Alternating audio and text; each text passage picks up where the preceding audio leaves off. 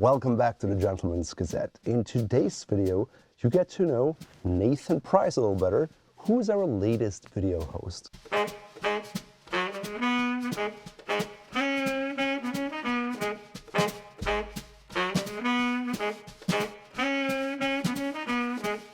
In case you haven't seen Nathan, Nathan has been with us since mid-2021.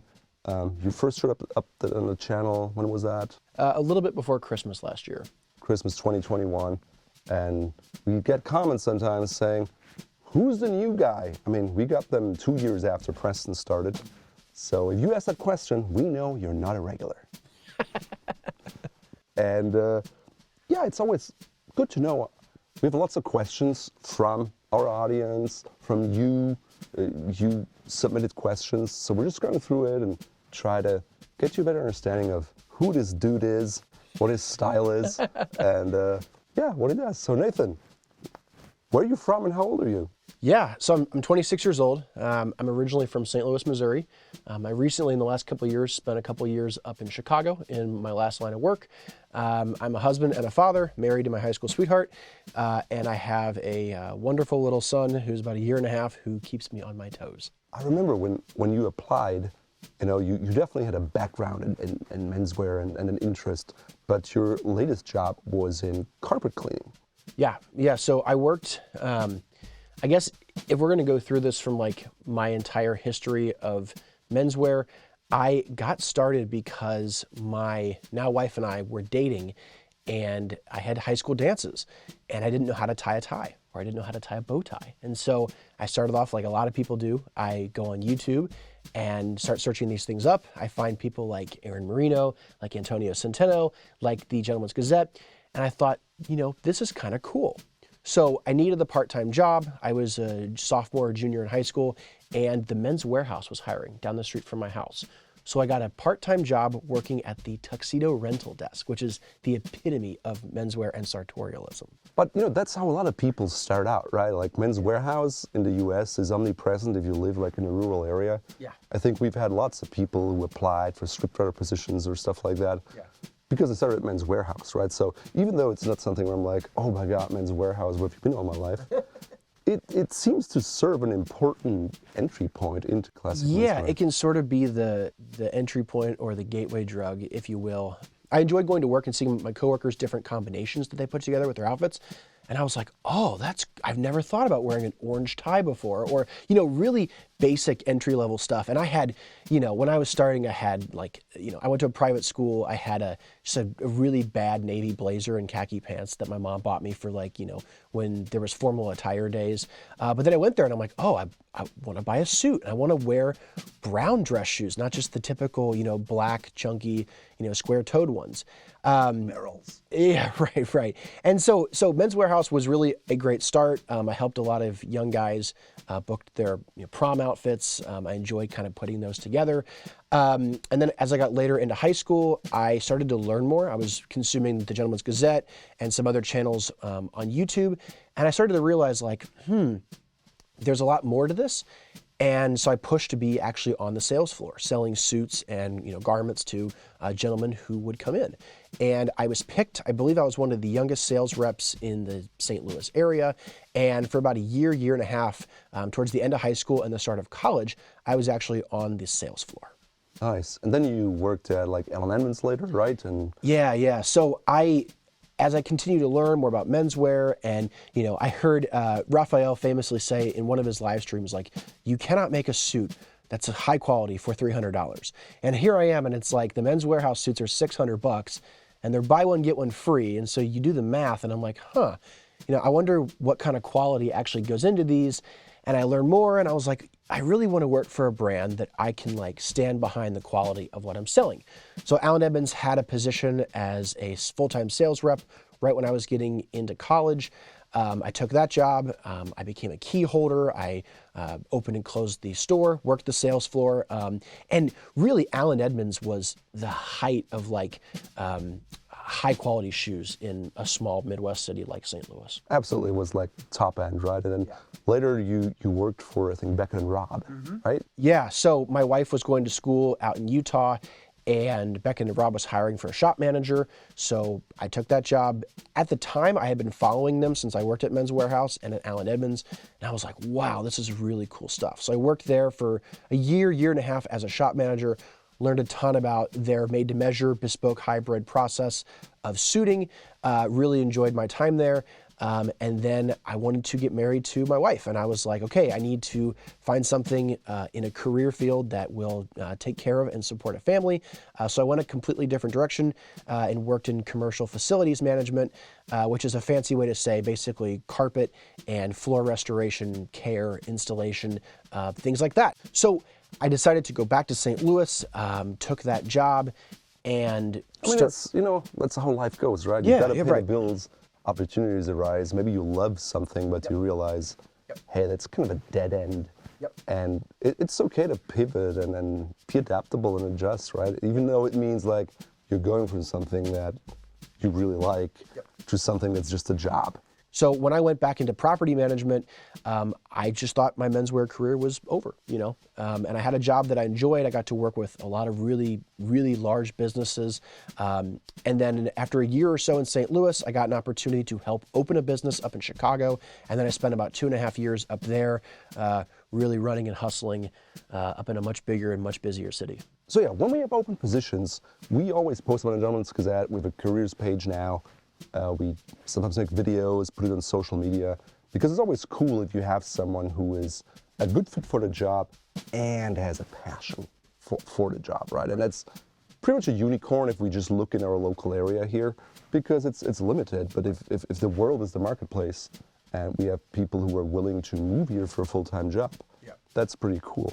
So how did you find us? Yeah, so I remember I was in my apartment and going through my YouTube subscription or community page, and I saw that you guys said that you were hiring for an operations manager. I read the job description, and I've told you and Teresa this many times, I didn't understand what you were looking for, because it was like manage a warehouse, do inventory, and I was like, oh, maybe they need a warehouse manager. Well, I'm like, well, I kind of do that. Well, so let me apply. I also kind of wanted just to be interviewed by Raphael because I was a fan. I didn't really, know that it was going to work out. And we had the first interview, and he was more specific about what he was looking for, that this was basically taking a whole bunch of the business side off of his plate and helping him to launch new products, new things, grow Fort Belvedere and the Gentleman's Gazette. And after that first interview, I was really, really interested. Yeah. So I guess, we were doing this the first time, so I'm sure we could have done a better job. But you could have read more thoroughly. That's true. That's true. Yeah. At the end of the day, we thought it was a good fit, but there's always a risk, right? Because, I knew you were in Chicago before, so you knew what cold winters would be like. But Minnesota in the winter is not easy, and when you move and it's all new, it may get tough, right? And the worst thing that can happen is hire someone who then just leaves after a year because they feel isolated and it's too cold and everything.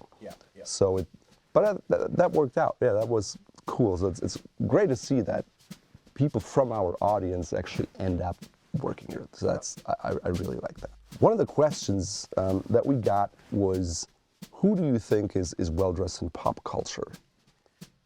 Yeah, so I know what kind of informs my realm of pop culture. If you're going to talk about like TV shows or movies, I'm not a huge TV watcher, but the shows that I have watched, I like Neil Caffrey in White Collar. His style wouldn't work for me. It's very slim lapels, slim ties, but it's very clean, simple. His pants don't have a break, so there's some nice tailoring in there. Another one that I really like is Reddington in Blacklist. He kind of reminds me of Preston a little bit in that he always wears a hat, and as a watch guy, he always wears a Rolex GMT Master 2 Pepsi, which I really appreciate. He's always in a suit, or if he's not wearing a suit, he's wearing just the vest and trousers. So I always thought that he was, that he had a very good sense of modern style. And these are like the well-known people. Is there, we did this post about like well-dressed real men or real people. And personally, I think there's just a lot more people who have really cool, unique style than if you look at like, I don't know, Tom Ford, right? Like, yes, he has cool style. But are there any other people who are like, hey, their style really resonates with me? Yeah, I've been following him on Instagram for a long time. Andreas Vinos, I really, really like. He does casual style very well. He does tailoring really well. Really nice, simple color palettes. He does neutral, mixing of neutral colors really, really well. And then also shout out to my old boss. I think Derek Blazard at Beckett and Robb has a very good sense of style as well. Nice. Quick question. Yeah. Which decade of classic menswear do you like best? I'd say probably the late 40s or 50s, like Cary Grant and North by Northwest. And why? I think the tailoring is really good. It's stuff that we don't really see, or maybe it's kind of coming back.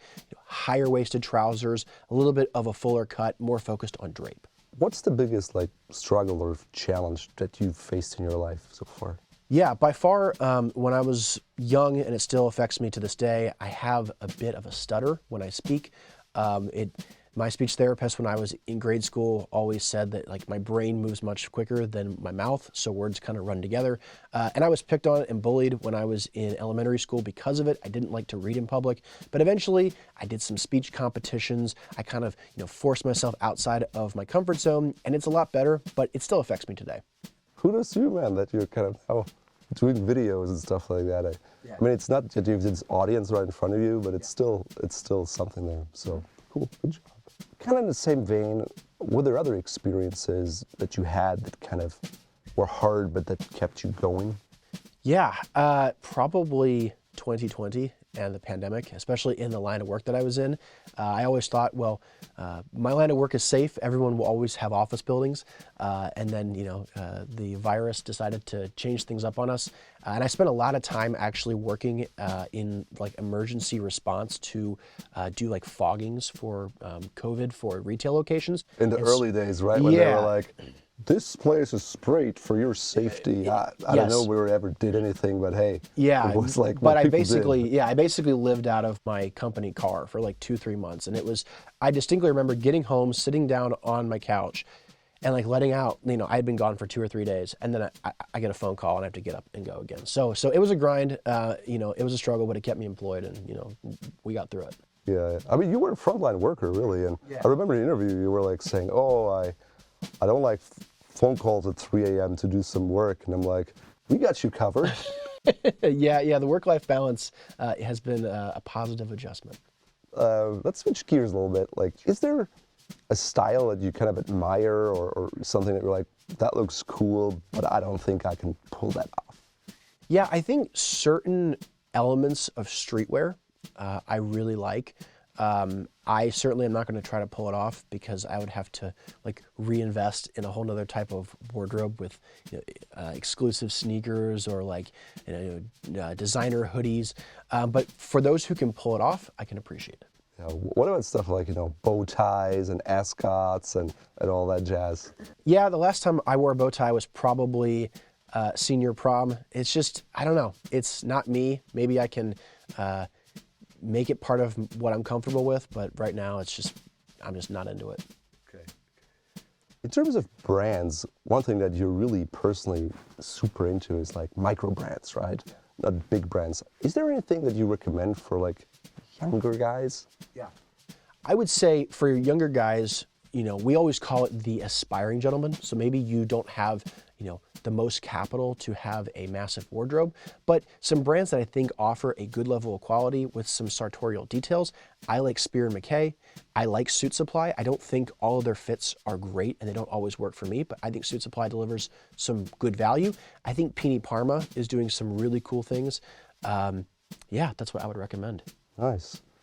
In terms of what brands of chinos and khakis do you find fit you best? And maybe you can also talk a bit more about your fit challenges and your build and... Yeah. So for chinos, my sort of go-to recently has been LL Bean. LL Bean has 5 or 6 fits and they offer different types of chinos with different rises. There's another brand called Cast Atlantic that I've been meaning to try out for chinos. Again, higher waisted, single pleat, double pleat, or a wider fit for a flat front. And then jeans, It's been a struggle because you often have to find ones that are cut wider but also have a little bit of stretch. Everlane worked for me for a little while, but I actually, the brand called Bravestar just released a pre-order for what they call their Strongman fit, which is more room in the hip, the seat, and the thigh, and they're selvage denim. And I think they're shipping in November, so I'm excited to get those. What are you wearing today? These are Everlanes. I've worn these absolutely to death, but they are one of the few brands that do work for me. Nice. Yeah. So what's your bespoke tailor, and if you don't have one, is there anyone you admire? I would say my bespoke tailoring preference is more Neapolitan. So someone like Attolini, Isaiah, someone who likes soft tailoring, but also embraces bolder colors and patterns. That sort of Southern Italy aesthetic is more of what I like. Yeah. Have you had a full, true bespoke tailor experience so far? No, I haven't. The closest that I had was when I worked for Beckett and Robb, where you have sort of a trial garment, a trial jacket, a trial pair of trousers, which allows you to get a better fit because you can see how it fits and drapes on your body rather than just body measurements. I find that body measurements really just don't work for me. Yeah. I mean, Beckett and Robb is like true made to measure. Yeah. Right, and that's what you get. Yeah. With body measurements, tailors, yeah, everyone has a different system, whatever works. If you work with a tailor and they have their system down, it can all work. There's also some people are just more difficult to fit than others, right? There's more asymmetries, stronger challenges, right, all that stuff. Right, exactly. So I think there's a tendency to always kind of glorify the bespoke experience. Right. And I personally love bespoke for the fact that you can choose every little detail and you can really think about it, get there. But the reality is, it's usually quite a project. So you have to kind of invest all the time and money to get that shoe. And then, yeah, it's just like $10,000 investments, a lot of time, and then you have an item that is really great. Well, on the flip side, here's what you see is what you get. So I don't think bespoke is always this thing that everyone must have and that's the end all be all. I still like things that are like, hey, I can try it on. Yes, this is great. Perfect. If you own a black tie ensemble, can you describe it? And if not, do you plan on acquiring one? Yeah, I do not currently own one. Again, I haven't worn a tux since my senior prom. I would love to add one. I think for me, because I like, my sense of style is more classic with a bit of a modern twist to it. So I would probably do like a midnight blue or a navy blue tuxedo with nice wide peak black lapels, single button, jetted pockets. Nice, very classic. Yeah. Classic. Nice higher rise trouser, maybe a single pleat, plain bottom, then some silk socks, and then going out a little bit on a limb with the shoes, either a pair of black velvet or a black patent pair of Belgian loafers. So suits or odd jackets? What do you prefer? Definitely odd jackets. I think it works more with my style. I don't, if I had suits, I feel like I would pick ones that I could constantly break apart because I like putting together different combinations. That's sort of where I lean. So I like having jackets that I can wear with a variety of trousers, whether it's jeans, chinos, flannels. I like that variety. Do you wear vests a lot? No, I'm not a vest guy. At least not yet. I've seen people like Mark Cho and again Derek Blaser wearing like a very thin like cardigan style vest, like a sleeveless cardigan, and I like that look. I just haven't tried it out or don't own any of those personally. Nice. Yeah. So suspenders, belts, or nothing? For tailoring, I like suspenders or braces. That's sort of where I lean towards. I will wear pants with just the regular side adjusters, and then with jeans or anything that has belt loops, I usually wear a belt. So what about accessories, tie clips, collar bars, rings, watch, whatever? What do you wear, what do you not wear? Yeah, typically, like my go-to is my wedding ring. I wear a religious necklace around my neck, and then usually always wearing a watch. I would like to add like a signet ring or a pinky ring, something that was in a precious metal that I could engrave with either my initials or my son's initials, something that I could pass down to him one day. Okay, so you mentioned a religious necklace. Tell me more about that. Yeah, it was a gift. It was in our EDC video. It was given to me by my wife, I think shortly after we got married. So it has special meaning because it was from her. But yes, I'm someone who is religious and practices my faith regularly. In terms of menswear journey, right? It's never just a straight shot. Yep. What would you say were things that you've learned that you could maybe share with our audience here? Yeah, I think very early on, a lot of guys think that more accessories, more color, and more pattern equals a more special outfit or a more formal outfit. And so, there were definitely times when I worked at Men's Warehouse where it was like navy blue suit, red gingham check shirt, navy blue with red polka dot tie, and a pocket square that, matches the tie, and a watch, and, all these extra accessories, beaded bracelets, and I think I realized that actually a more formal outfit or a better, put together outfit is one that isn't distracting. And so I went away from that pretty quickly when I was at Allen Edmonds, and especially at Beckett & Robb, because their aesthetic is very, minimal and focusing on the tailoring. So I think that's a mistake that a lot of guys make early on, and I certainly made it. What's your preferred Oxford button-down shirt? By preferred, I have currently been enjoying some of the ones that I had made from Proper Cloth. I've tried many, like Kamakura, J. Crew, LL Bean. I don't think there's like a perfect one per se, because what it really comes down to is the fit. But I prefer a like thicker cotton because I think you can dress it down a lot easier and wear it more casually, and then it also adds a little bit of depth and visual interest when you try to dress it up. I mean, it also like wears longer, right? Like a thicker Oxford cloth button down just lasts a lot longer. It's a little stiffer. It's not as super soft. I mean, today you can like finish anything with silicone and it is super soft. Right. So, yeah, okay. Have you ever tried the Mercer and Sons, or like the old Brooks Brothers or stuff like that? No, I've never had like a Mercer and Sons or anything like that. I've never had J. Press. I did have, I guess, a higher end one. Brooks Brothers used to make a made in the USA Oxford cloth button down, and I bought a few of those when I worked at Allen Edmonds. But it was actually a thinner material. Maybe it was the way that it was finished, and I found that I didn't like those as much. Out of all the things that you're interested in, what would you say are you most knowledgeable in? I would say, out of all the things that I'm most interested in, a dark horse and a sleeper is American history. That's something that I loved throughout high school and into college. I like reading books, watching documentaries. So that's sort of something that I guess people don't know about me, but I really enjoy. Obviously, watches are a passion of mine. Baseball and sports players, statistics, numbers. We, quite often Preston and I go back and forth in the office about that, because Preston is also, people might not know it, Preston's a very big sports fan as well. Yeah. So what about, like you said, watches? You're into watches. What do you regard to be a great watch in terms of quality? Yeah. What is maybe one that's great in terms of design, and another one maybe great value watch that you'll be able to sell well in a few years down the line?